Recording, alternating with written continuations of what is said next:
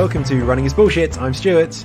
And I'm Amy, and you're listening to the podcast that loves to hate running. This is episode 124, and it's 2024. We're back, and boy, have we got exactly the same format for you. Hold on to your hats, everyone. First bit of news for me, didn't get into the Marathon Areri ballot. That's the Snowdon Marathon for you English noobs. There is a second ballot for the people that didn't accept the places from the first ballot. And there's loads of transfers. Like, apparently people transfer this all the time because it's a fucking hard marathon. So hopefully I can get a place for it. But I will probably go and support anyway because it's a nice weekend away up in North Wales. Yay! sorry, I was like zoning out there because it's like first day. Oh, great! What a good back start. At work. Yeah. My first little bit of input, and Amy just zones me out. Great, amazing. Great. I hope you get to run it. No, I do. I'm really tempted by it when I see it. I think maybe one for next year when I'm not doing a load of ultras again. So yeah. Yeah. Unfortunately, this is one that I was vague. I don't want to use the I word. You know I hate it, but I think I did see it on TV and thought, oh, you know what? That does look really good. I mean, the race itself kind of looks awful because it's just got 3 horrendous hills in it, and it kind of goes weirdly off-road for a few sections as well, which kind of catches people out. And it's a hard marathon. And I don't like marathons, but I still kind of want to go and do it just because I know loads of people that go and do it and really love it. So hopefully I can get myself up to the Marathon Areri. Mm-hmm. Second bit of news for me, man versus horse is on. Stewart versus horse 2024 is going to happen. Nice. And I'm going to beat those stupid, pampered, fancy horses. Yeah, you can give one like a kick for me. No, don't do that. I'm very excited about this. I did my entry. It was like 10 o'clock this morning. I was in there straight away, no messing about, got my place in. And you know what I really like about it as well? It's a race sponsored by peanut butter. And that can't be a bad thing, can it? That's not... Loved by humans and horses alike. The one thing that brings us together. Is that because when they used to do those old films, they'd put peanut butter under the horse's lip to make it talk? Yeah, it's all about Mr. Ed. Yeah, that's it, Mr. Ed. That's what I'm thinking of. Yeah, is there the connection between horses and peanut butter, and that's why the peanut butter is sponsoring them, or is that just a coincidence? I think just horses like peanut butter. I don't know. Oh, do they actually like it? I assume so. Who doesn't like peanut butter? Yeah, I feel like horses, though, and horse people will tell you are very sensitive to certain things. I always see on local Facebook groups, like, don't come and feed our horses carrots, it will kill them, and things like that. I'm like, fuck it, hell, did not know that. You know when you're a kid and you take some carrots to the local horse, and it's just like a nice, wholesome thing. And nowadays, because of the wonders of Facebook, we say, my horse is dead because somebody fed it a apple. Yeah, there is a definite escalation in like this horse signage as well now. It used to be, please don't feed the horse. Now the signs say, if you feed this horse, it will die because it is on medication. Do not come near or look at this horse because you will scare it to death. I mean, like, it's so much more perilous than it used to be. Horses are such snowflakes nowadays. Oh my God. Just straight into 2024 with the horse banter again. For some reason. Don't even know why. I don't even not like horses that much. Anyway, let's get on to some more annoying things about actual running this time. Now, Lee Wood is pointing out something that I now can't ignore, so hopefully I can annoy you all with it too. Every time you complete a run on Strava or import from your watch, the notification on Strava pops up to say, wow, nice work, go dive into those stats. Or, another activity down, great work out there. Kudos to you, nice work logging an activity. Way to go, kudos for another activity on the books. I'm like, fuck off, Strava. Just chill out. No one wants that. I hate that. No, I hate it. So, no offense to any American listeners, but it's so American, isn't it? Good job out there. Well done. Like, nice work logging an activity. I mean, I know they probably have, it's easier to keep it vague because they don't want to say great run and it was a ride or something because they can't be bothered to write riding or running specific ones.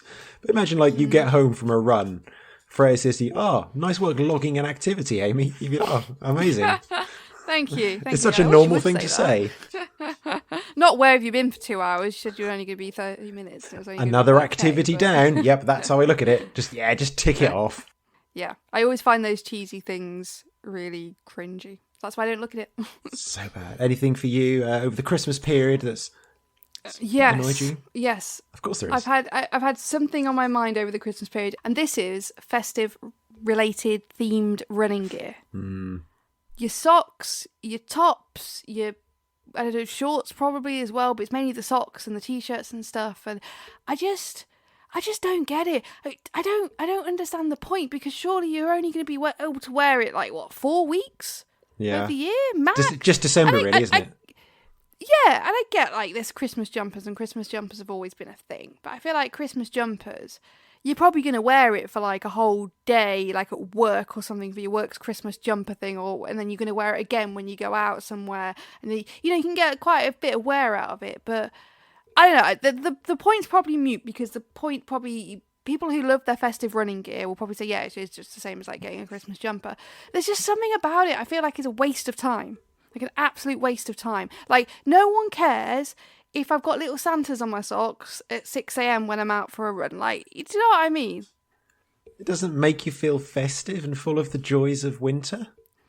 It doesn't. It's a waste of time, because the thing is, I like to get my money's worth out of my running gear, because this is the other thing. Like, my clothes that I'm wearing in everyday life, that's a different thing.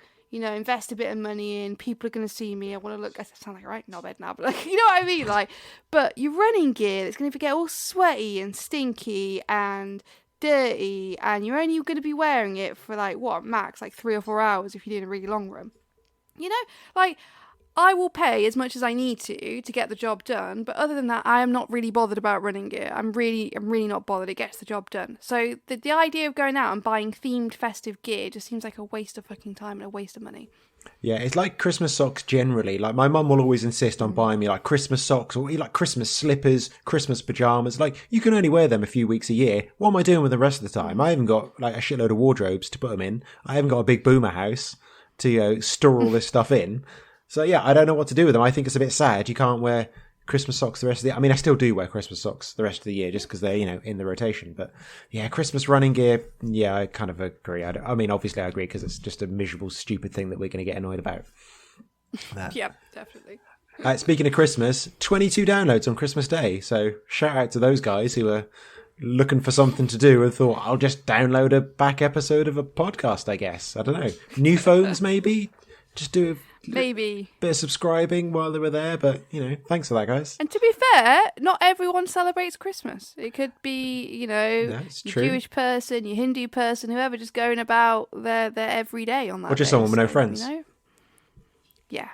They're the options. Either a different religion or somebody without any friends. No in between. Just downloading a few random podcasts. Why not?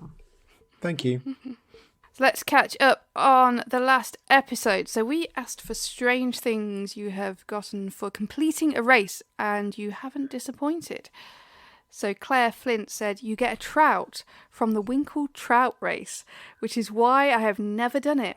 That is amazing. You get an actual, do they catch the trout there? I hope it's not shipped in. I hope someone is out the day before just catching a fucking shitload of trout and then just tossing them out to the runners as they finish. That's brilliant. How is it kept? Is it kept on ice and then? I don't know. Is it like a trout? Is it just a whole trout? I mean, I don't like trout. I wouldn't want to eat it. But the idea of someone giving me a whole fish is very funny. And then you've got to get it home and stuff. And it's, what time of year is it? Is it like middle of summer? It's like 30 degrees. Nasty. You have to drive a trout 2 hours home. That is genius. I love it. Kat Curran said, I thought beef jerky was a bit of a controversial choice, especially for a race in Brighton, where the per capita population of smug vegans is higher than any other UK city. Of all places. I think any meat product is probably a bad idea at a race, just considering the amount of vegetarians there are in general now. You know what they're like. God. Oh, God. Andy Nichols says, quote unquote, Fanny Fudge, intimate female anti-chafe cream, was a memorable one. Fanny Fudge, was that the name of it?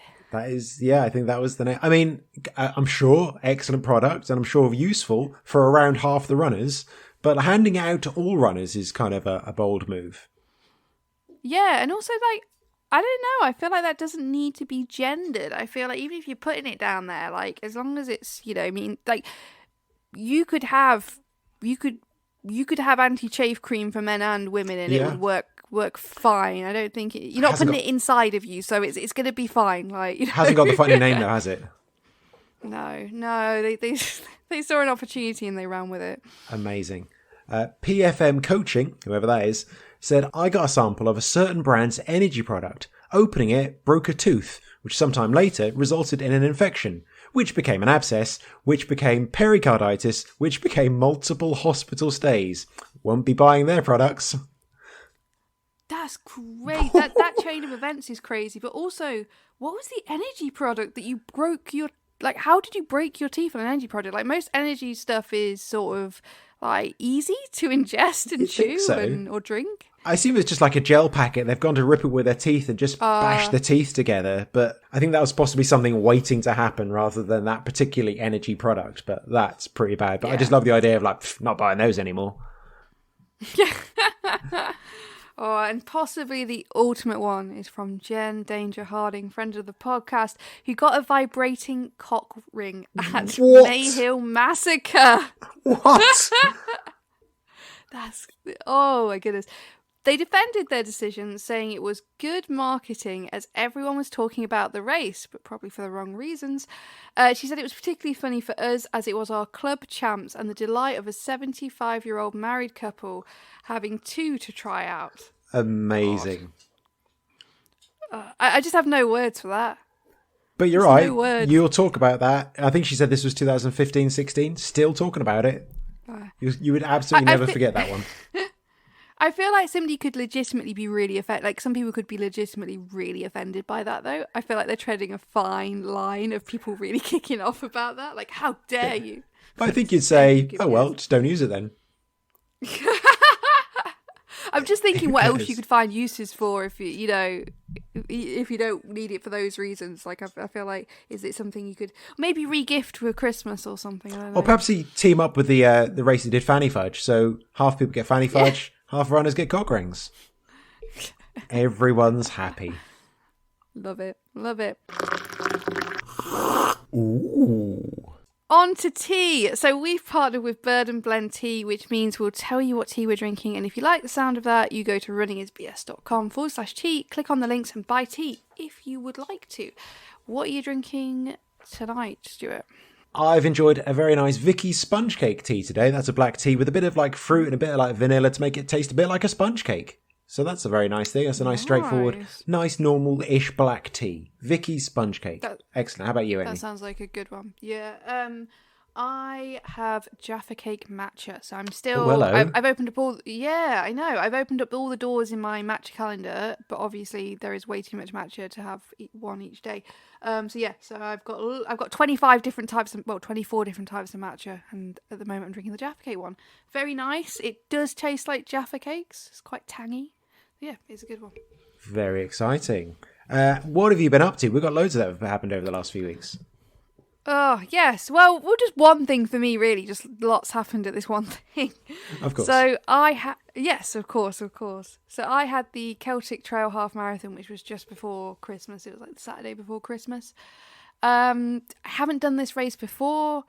I heard from people last year that it was absolutely horrific.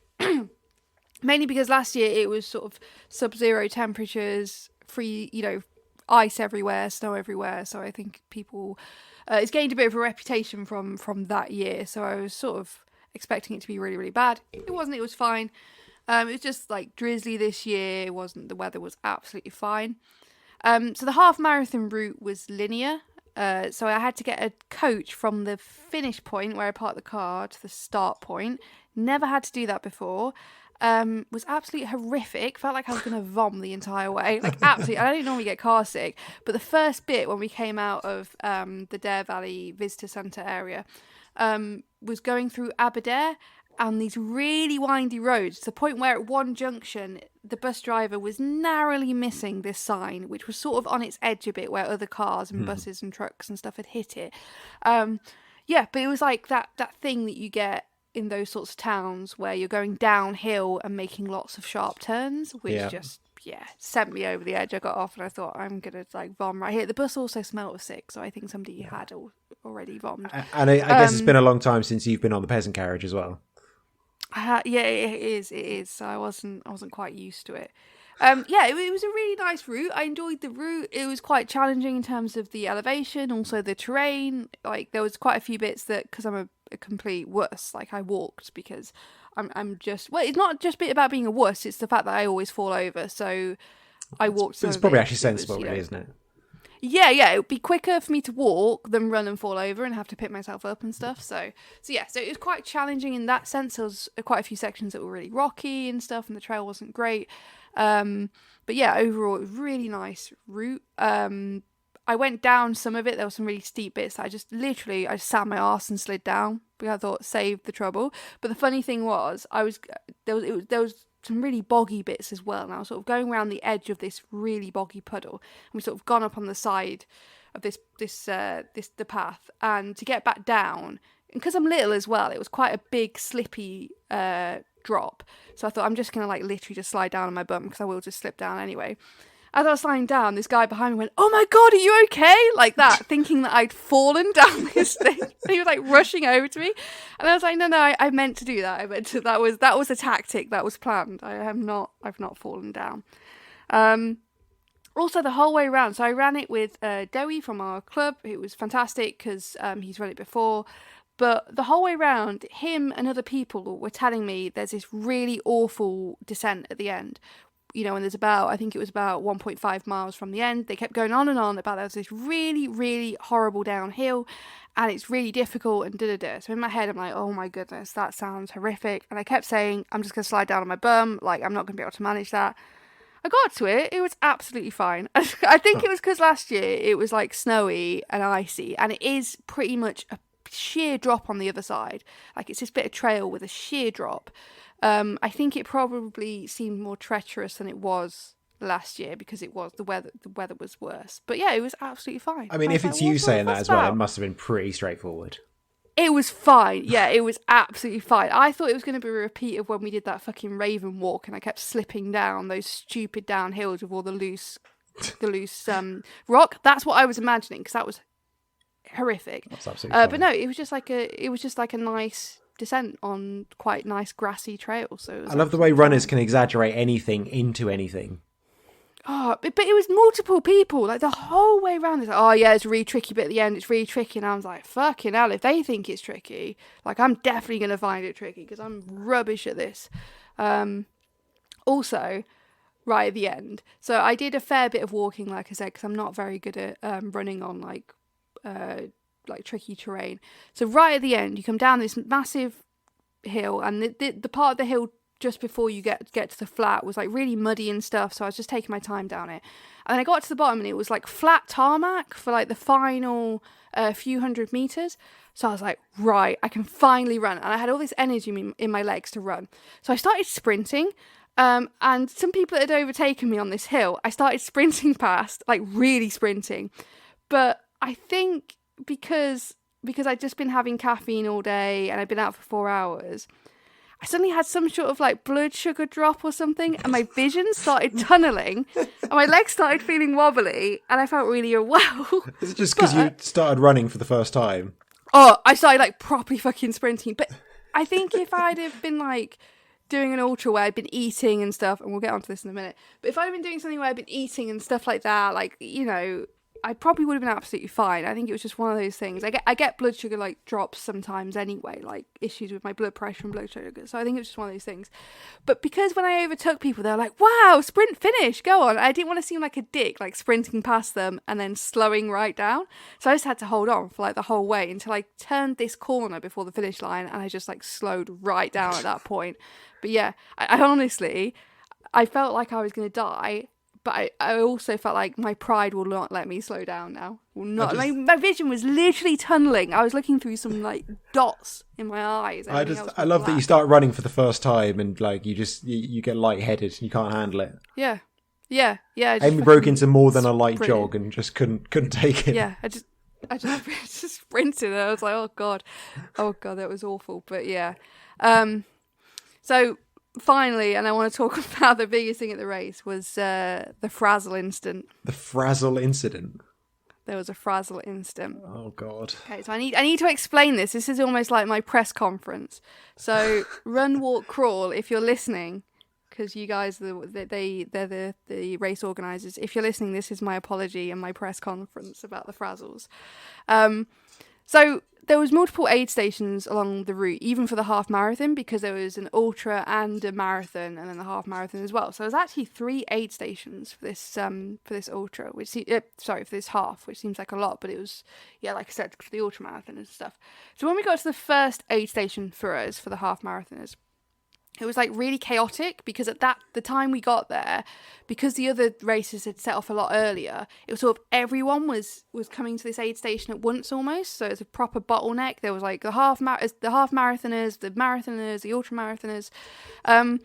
So I had my tailwind with me, which I was only out for like 4 hours. It was a half marathon, I would have been fine on just tailwind. I didn't really need to get anything. But my stomach was rumbling a bit, so I thought, you know what, while I'm here, I'll just like grab a bag of crisps, just eat a little something while I'm here anyway. I saw a big box with all Frazzles in, the crisps, the bacony crisp Frazzles.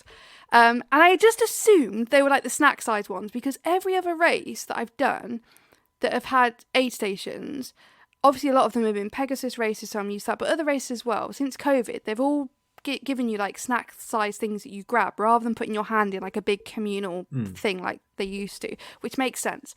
So and this aid station was so chaotic, so I just put my hand in this box to grab a bag of Frazzles, and when I pulled it out, it was like a lot bigger than I expected, this bag. But I was like, okay, that's weird, but maybe this is being really generous. And also I wasn't looking properly because it was so busy. I was just grabbing a bag to take with me. And the guy behind the aid station goes, Jesus, someone just grabbed a whole bag like that. Like, I was just like greedy Frazzle thief. And because I was already stepping away, because I was literally just grabbing something, there were so many people, I couldn't put it back, or like if it had been quieter, I could have go, oh sorry, I didn't realise it was a big bag, and like, but it was so chaotic. I just like grabbed it, and I set off, and I ate 2 of them, and then I felt so guilty and ashamed. I couldn't eat any more, so I hid them away in my bag. But the whole way, I could hear them like rustling in my bag. And then because Frazzles are really strong tasting, I could also taste like the smoky Frazzle taste. Oh, yeah. So the whole way, it was like a reminder of what I had done, like an albatross around my neck. It was the Frazzle around my neck in my bag, the smoking Frazzle in my bag, telling everyone what had happened. And like right at the end, even in my head as I was doing that, it's probably what spurred the sprint finish. I wanted rid of these Frazzles. I felt so guilty. So in my head, I was like, I'm just going to grab my medal, and I'm going to throw the Frazzles away. Like, even when I crossed the finish line, I was like, yep, great, thank you. And I was like, right, bin for the Frazzles, because I'm so ashamed. Not even going to eat them, take them home. No, I know. No, I couldn't. I was ashamed. I was shamed at the aid station for taking the whole bag of Frazzles. But I couldn't find any rubbish bin, so I had to chuck them away in a dog poo bin bag as well. A dog poo bin.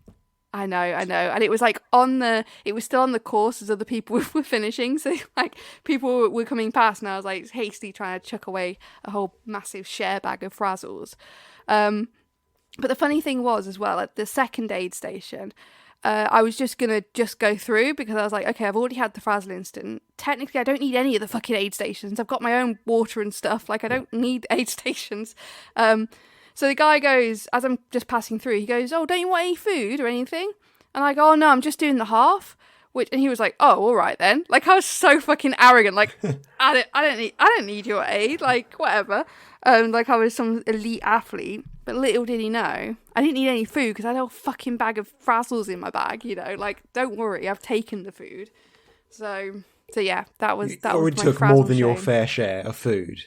Definitely. Deprived all those runners of their Frazzles. Oh, and the funny thing was, I'm not even running a half marathon, like... Sorry, I'm not even running... The funny thing was, I'm not even running, like, an ultra or anything. No. I'm only running a half. I'm only out there for, like, 4 hours. Like, I didn't need any food. But I just grabbed the whole share bag of fucking Frazzles, so... I think Frazzles, they would repeat on you the whole way around on you as well, wouldn't they? I just wanted a little bag, and it threw me off more, because Frazzles, you do get the little bags, don't you, of them? You know, when you go to the supermarket and you get multi-packs, they've got the little bags in them. That's what threw me off. I've never seen a Frazzle bag this size before.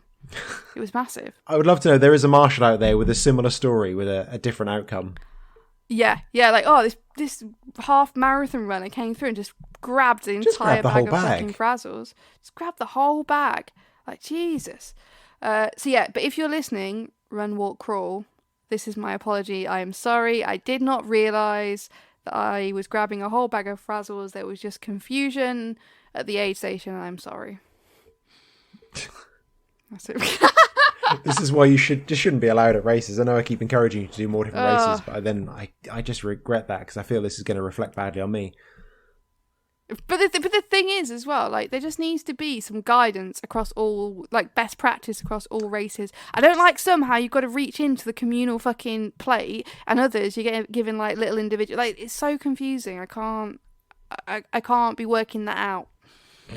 Or signs up or anything. Guidance like, up front for each race to let you know what the situation is.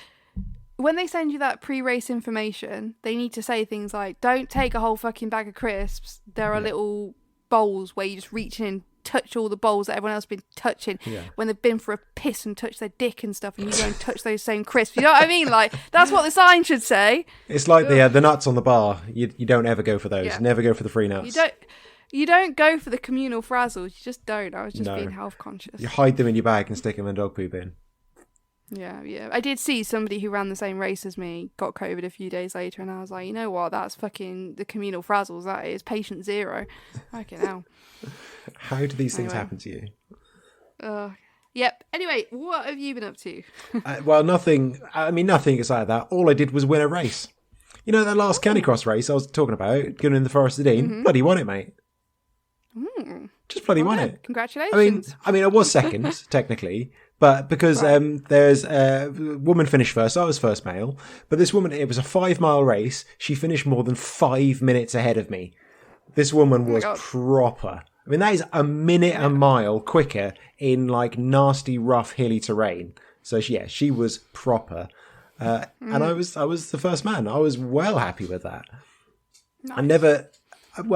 I think before I've done that race. I did that obstacle course race before. Crossed the line first, but didn't actually win. And then this one was also not finishing first, but kind of finishing first. So it's still a little goal. I didn't quite get the glory of getting across the line first, but it kind of was because I was so far behind this other woman. Like, I didn't see her like from very, very early on. I was very lucky. I got past a few people at the beginning, and I caught up with a guy running with his dog. I mean, obviously it's a Canicross race. And I just sat behind him for about 2 miles because I thought if I overtake, I'm going to go way too quick because it was 5 miles. I'm used to running about 5k with a dog, and this was 5 miles. So I just sat behind him, and I knew it was quite a comfortable pace. And I thought, I'm just going to be cheeky. I'm just going to let him do the work ahead of me. You know, find all the puddles, find all the deep mud, because some of it was really nasty. And then eventually his dog went a bit mad and tried to go the wrong way and kind of did a few spins. I'm like, right, overtake, get past him and smash him. And then there's a huge hill at the end. And I knew I could probably run most of the way up that hill. And not many people did. Like, after last year, we overtook about 4 people up that hill because it's so nasty. And yeah, I was just like doing that thing of getting up the hill, checking over my shoulder every 10 seconds for about 5 minutes. Just like, is he there? Is he there? Is he there? Can I relax? Because I just didn't want to relax. I didn't know this guy. I thought, you know, what about he might get like a massive second wind halfway up the hill. But no, didn't. And came away and I won it. So I'm very, very happy with that. This is also, it was a mass Canicross start, but on a road. But it was like, you know, like country lane, like, you know, 2 lanes wide, fairly narrow 2 lanes with grass verges either side and like houses and walls.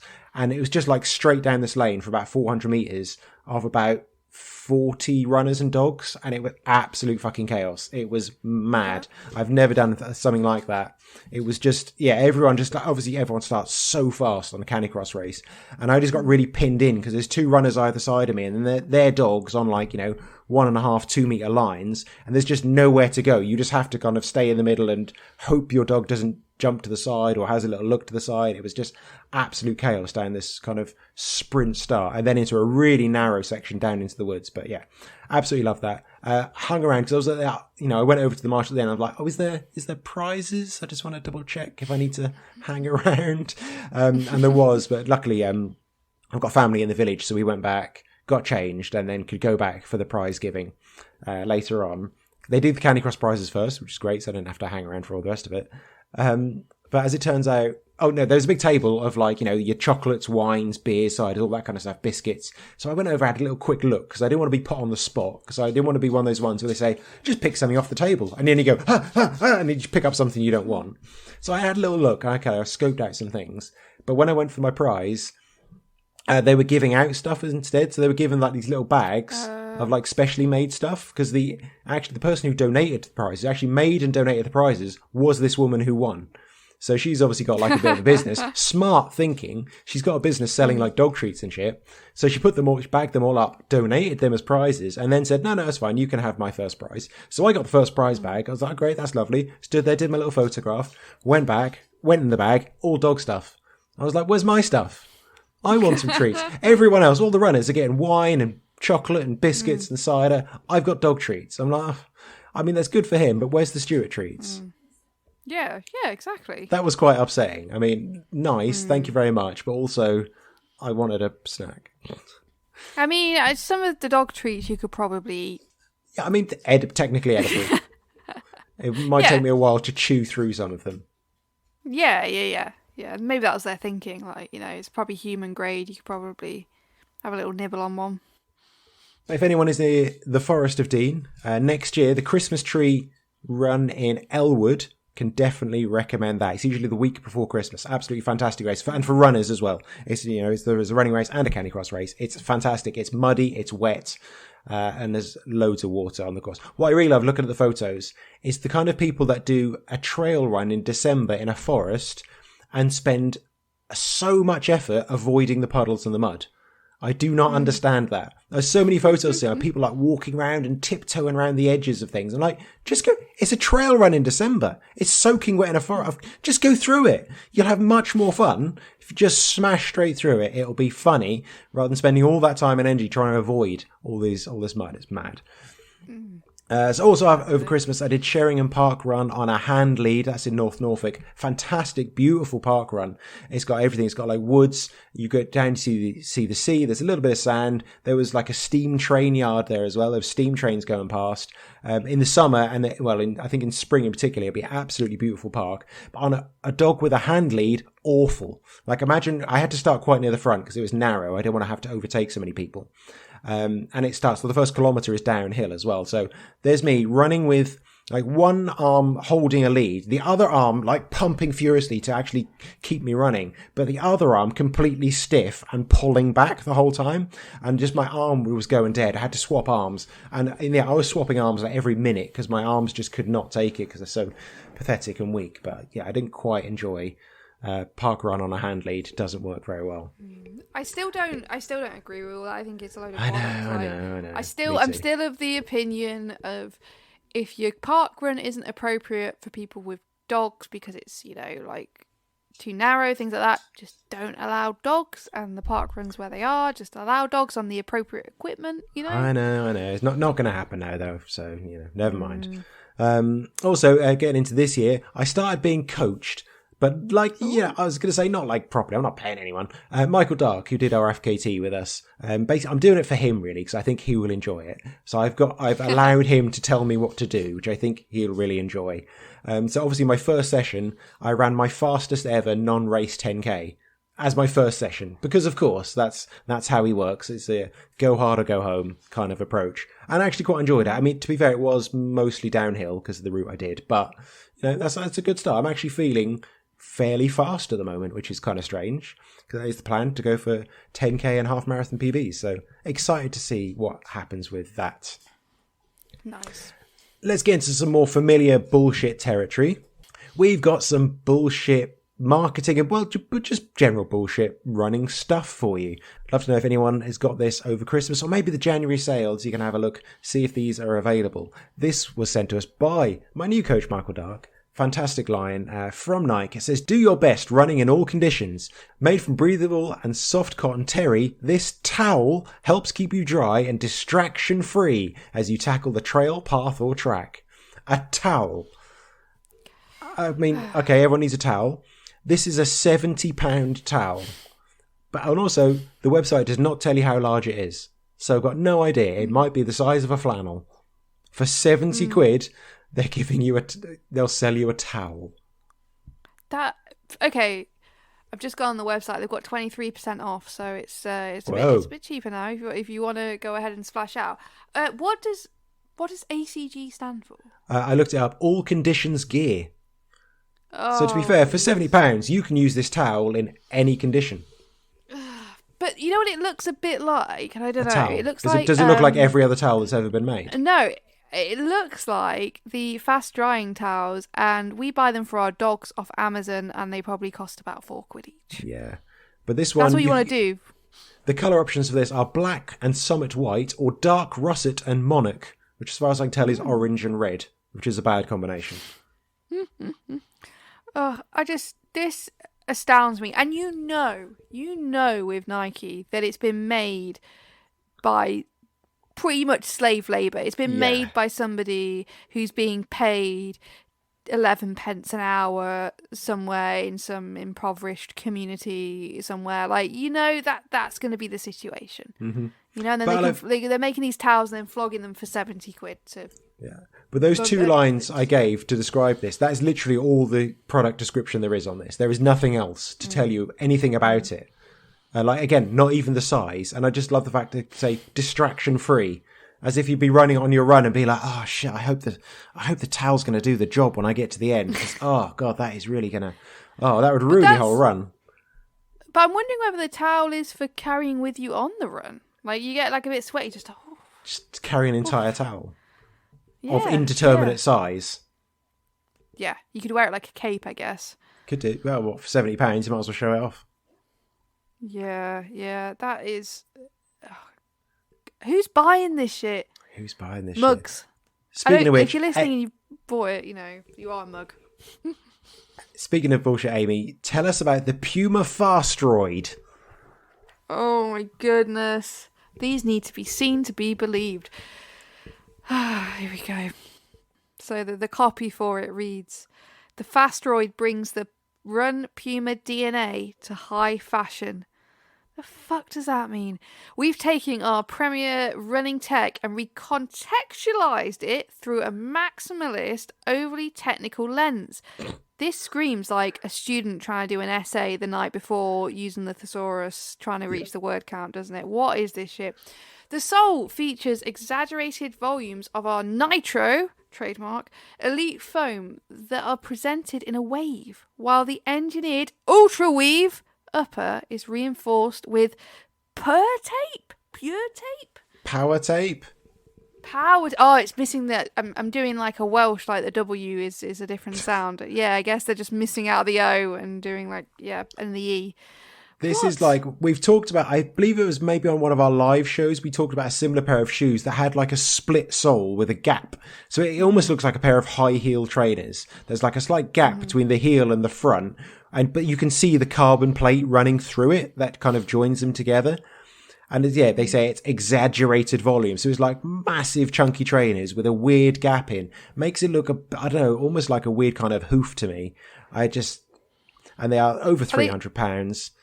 But recontextualized through a maximalist, overly technical lens, which means they've intentionally made them too complicated.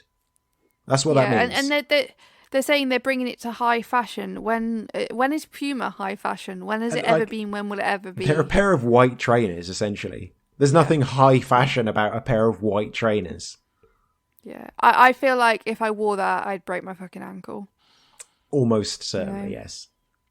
Yeah, that is weird. I don't like these sort of weird shoes anyway that are like massive. I feel like they're like the platform shoes from the 90s. I'd just roll an ankle straight away. And 100%, you wear those. Everyone in your park run around you is looking at you thinking, what a cunt. Guarantee it. Yeah. You wear them, then you do like a 40-minute park run. That would be me. If you're doing your January shopping for the rest of the year, let us know about the bullshit you come across. In the meantime, you can support this podcast. You can go to patreon.com/runningisbullshit. You can donate some money every month. In return, for some reason, we'll sing your name, which no one likes, but we do it anyway. And this week, I have ruined another classic. Thank you to the following people.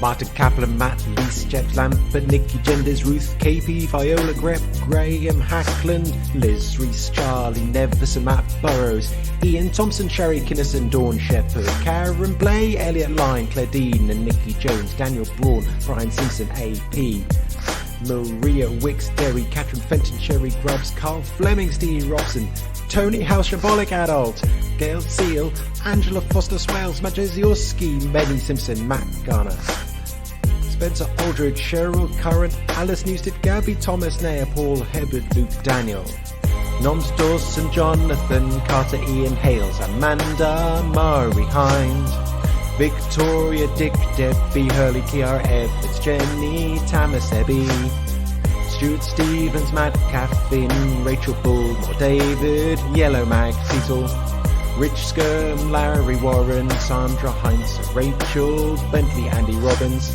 Claire Davis, Vicky Robbins, Bernadette McCarthy, Jay Howells, Anthony Howe, Jewel Running, Matt Jones, Julia Page, H. Kell Ryder, Erin Shaw, Karen Hamilton, Sophie Nichols, Gregory C., David Owen, Jason Spinks, Matt Newbury, Tom Alcock, Sophie Jacks, Len Martin, Ian D. Nichols, Adam Baker, Martin Josie, Ivor Hewitt, Gordy Thelwell, Neil Denton, Raymond Quinn, J. Matt H., Victoria Magnus, Francis Howell, Elizabeth Shaban, Lisa Gibbon, Kat Abigail, Hardman, Kath Everard, Lee Wood. Don't forget to send us your running bullshit on Twitter, Instagram and Facebook. Just search Running SBS. Let us know why you particularly hate running this week. And it's New Year, New You, and we asked you for your New Year's running aims, but only the ones that are destined for failure, because that's just what we're like. First up, Caroline the Average Athlete was first with a textbook answer. She said, having, for various reasons, run half the amount in 2023 than 2018, thanks for that stat Strava, my goal is to run more than I did in 2023, despite the need for an operation that will sideline me for 12 weeks. It's looking a bit ambitious. Amazing start. Thank you, Caroline. Mate, you need to get off Strava. Like, why is it telling you this shit? It's like an abusive boyfriend or something. Well, you know, you only ran half what we did in 2018. Don't you need to sort yourself out? Like, yes, screw you, I've Strava. got an operation. I've got an operation that I really need. No. You're shit. There's no option in Strava to add that, is there? No. El Collimore is just trying to survive the year, though mainly financially, says, so if I survive this year both physically and financially, then that's an achievement. I've just turned 40, and what better way to celebrate, quote unquote celebrate, turning 40 than to run a 40-mile ultra, so I'm doing the Vogum. Excellent choice. My goal for this year is to run more smaller races and support my local running community. I also had a major falling out with the Cardiff Half last year, and decided that I needed to take a year off. So instead, I've entered the ballot for Chicago, thinking I wouldn't get in, and now I have a place. Result is my credit card has taken a hit, not least because you introduced me to the Bird and Blend tea. Yes. Yay. I love the fact, like, Cardiff Half, can't do that anymore, I'm sick of that. I'll do Chicago, which is even harder and really expensive. Yep, and an ultramarathon on top, so yeah.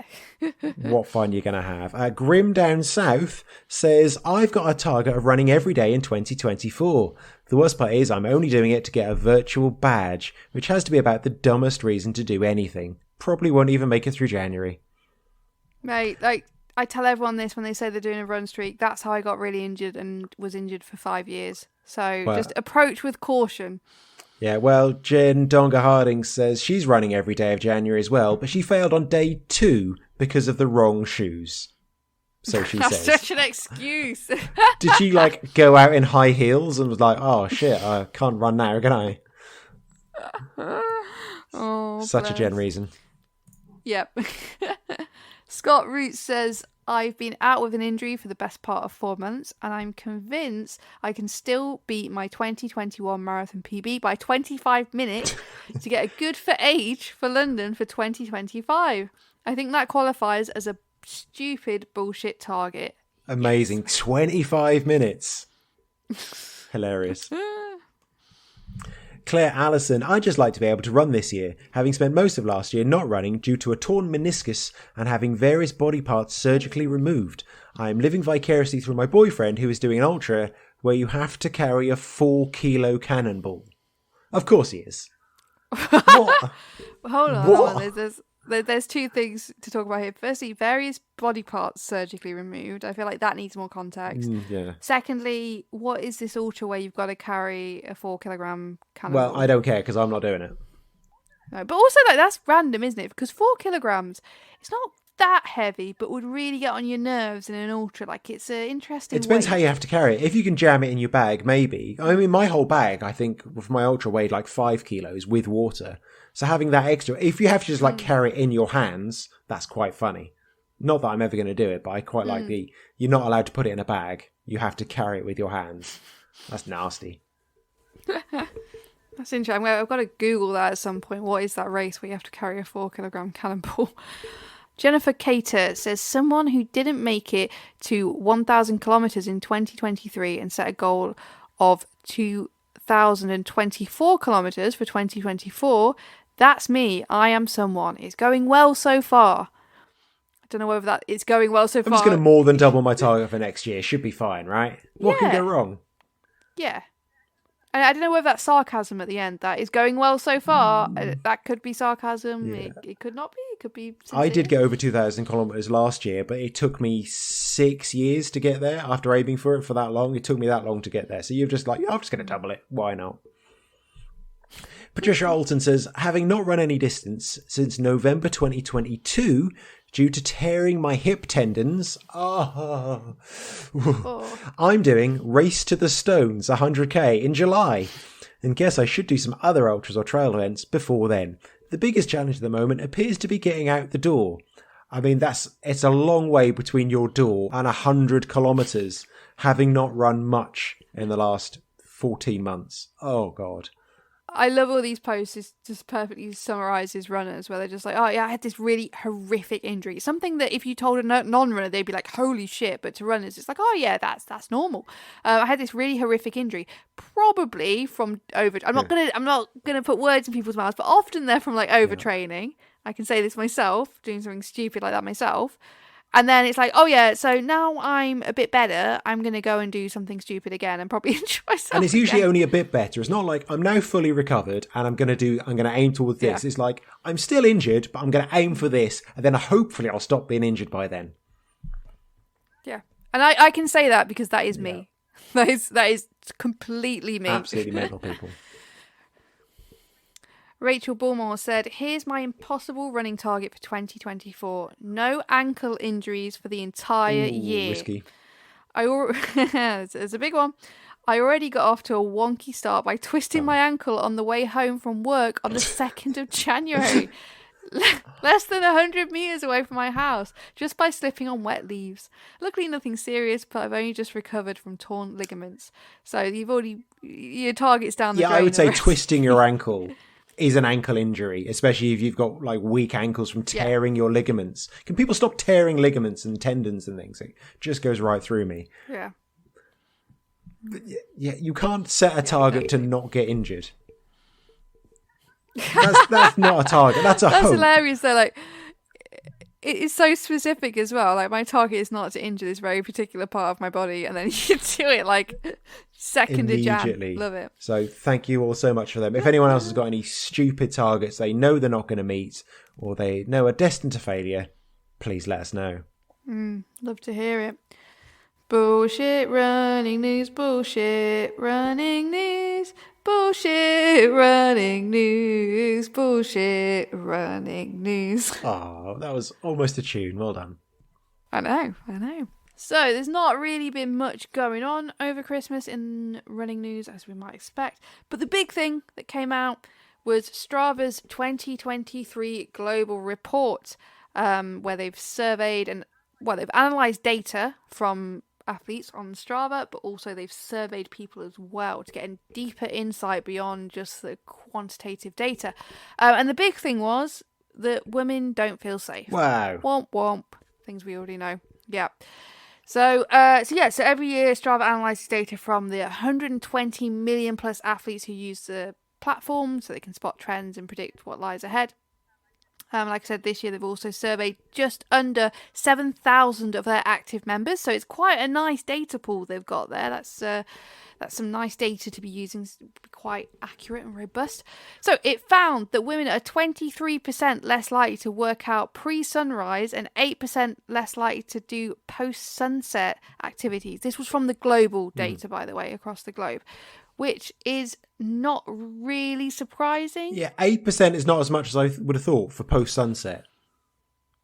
No, well, we'll come on to that in a second. So yeah, post-sunset being lower is surprising, but at the same time, in some ways I think it isn't, because all people who run with run clubs. So I do wonder whether a lot of that is explained by people running with friends after work or run clubs and things like that. It's after work, which is when a lot of people, it's the only time they have. So yeah, and I imagine the streets, especially in a city, will be a lot busier at those times. So if you're thinking of winter and you're going for a 6 o'clock run, there's going to be more people out and about than 5 a.m. You know, and I get this. Well, I often run before sunrise, and people are like, "Oh, isn't that dangerous?" Even though I live in like a really safe place, I don't really think about that. But it's you know, a lot of women think about those things, and men often don't have to worry about it, but women think about it. As psychos don't get out of bed early. They don't. That's what I always think to myself. That's what's keeping me alive. But this data also aligns with research that was conducted by This Girl Can, which is a campaign run by Sport England, and that highlighted an exercise enjoyment gap between men and women. So, which found that 3 in 10 women have experienced harassment while exercising, and understandably, this is sort of impacting their participation in exercise and when they choose to exercise as well. 3 in 10. That's shit. I'm surprised it's that low, to be honest. Yeah, but even like 3 in 10, if somebody told you, well, if you go out for these runners, there's a 3 in 10 chance you're going to get harassed. Yeah. You might think twice. So what's particularly interesting I found was the differences between the results globally to the specific results within the UK. So globally, women are 9% more likely than men to cite a lack of safe places to exercise as a barrier. Yet in the UK, that figure rises to an astonishing 160%. Oof. So women are 160% more likely than men to cite a lack of safe places to exercise as a barrier in the UK compared to 9% globally. That is insane. Yeah. What is going on there? I'm really surprised by that. Like, what is going on? Yeah, it's ridiculous that has to be a concern at all. Yeah. I mean, I just said then I don't understand it. I do understand it, but what I don't understand is the UK context specifically. That's quite surprising. It's quite surprising that the 9% statistic seems quite low, I think, globally. And I understand people work in different national contexts and stuff, but if we're thinking, globally, I'm quite surprised at that. But 160% in the UK, that's. I do wonder though, because it's 2023. I do wonder whether recent attacks on women, but those sorts of attacks and murders, I do wonder whether that's influencing the data here and creating this higher degree of fear in the UK in particular. But yeah, it's like really shocking. Oh, happy 2024! Anyway, Stuart, what's coming up next? I've got another Canicross race. You know what? It's in Pembrey again, which Pembrey is lovely. It's in Carmarthenshire, just past Llanelli. It's fine, but I've been there 3 times in the last 3 months, and it's like an hour and 20 minutes away, but it feels like a 3-hour drive for some reason. I've been there loads. I need to go there again. I don't really want to go, but I know my dog does, because I know he loves racing so much. So I'm going purely for him. I'm paying the money. I'm doing the drive so he can have a race. That's what I'm all about. So that should be fun. There's also a local fell race coming up in Cardiff, and I've got a load of people to do that as well. So that should be lots of fun. So yeah, some nice, short, fast, awful, difficult racing. I imagine the exact opposite for you. Yeah. So I'm going on holiday next week. A bit of a jammy bastard. Yeah, I'm going to Lanzarote, which you're doing a winter training camp, yeah? Oh yeah, sorry. I'm doing a winter training camp in Lanzarote. Sorry. I just wanted to play it down a bit. But yeah, I've been to Lanzarote a few times before. Running's absolutely amazing out there. I always tell people, like, Lanzarote has a bit of a reputation like Brits abroad, but it's amazing because the trails around there are just insane. You feel like you're in some weird sort of on Mars or something, because obviously it's all like a volcanic and I don't know, a geological way to describe it. But yeah, it's really cool. Very quiet as well, because people are often going to spend time in the sun on the beach and things like that. So when you're out on the trails, you don't really see many other people. It's nice and warm. Yeah, so I'm really looking forward to it. And I always recommend people, because you can often get like cheap trips to Lanzarote this time of year. I'm like, if you want to have a trail running holiday, go Lanzarote. It's awesome. Yeah, and I find generally with places like that, find where the Germans go and go where they go. Don't go where the British people go. Oh, the few times, so there where we stay, there's a trail that I run, the same trail every time I go. Like, there's this amazing trail up into the mountains and stuff. And last year, I usually never see anyone on it. A few years back when I went, the last time I went, I saw two, as I was coming back, I saw two runners, and I could overhear them German. Yeah. German. Well, they know the nice places. Just don't go where the British people They go, do. and you'll be absolutely fine. Oh my God. Yeah. I always think Lanzarote is the island of football shirts, Brits abroad football shirts. Never see so many football shirts outside of a stadium. I mean, you're lucky that they're Lanzarote. actually wearing shirts at all. So, Well, that's another thing. So I've got that. Next race will be Caerphilly Trail 10K in February, so that should be good. Yeah, that would be nice, I guess. I don't know. No, that is a nice one, because that's by a company called Ridge Runners, and I am now working for them. So when you do this 10K, I will be the one in charge of your checkpoint, and I will have a nice big bag of frazzles there for you. Oh no. I've also signed up to that other one, haven't I? That other Ridge Runners race, the looped marathon one, which I can't. I'm not going to talk too much in detail because that's a little way off, but I might need some frazzles then. Excellent. So full disclosure, I'm going to be promoting these races. I want people to come and do some Ridge Runners races, and I'm just going to quickly say the reason they do these races, they're fairly short.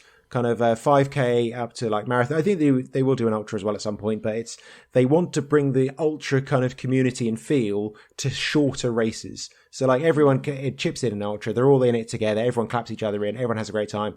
And sometimes you don't get that in shorter races. So they're trying to bring that kind of thing to shorter races, which is a good ethos. They're very environmental. They're a proper by runners, for runners kind of company. That was why I really wanted to kind of work with them. So yeah, looking forward to that race. I did that route the other day. It is boggy and wet, difficult to navigate, slippery, and I absolutely loved it. I'm kind of a bit gutted I'm not running the race. I would absolutely love to. And there's a Canicross option as well. So yeah, I would love to do that, but I'll be there being all official instead. I'll try and get myself a clipboard. Yes, yeah, even if there's like nothing on it. Just yeah, of course. Yeah.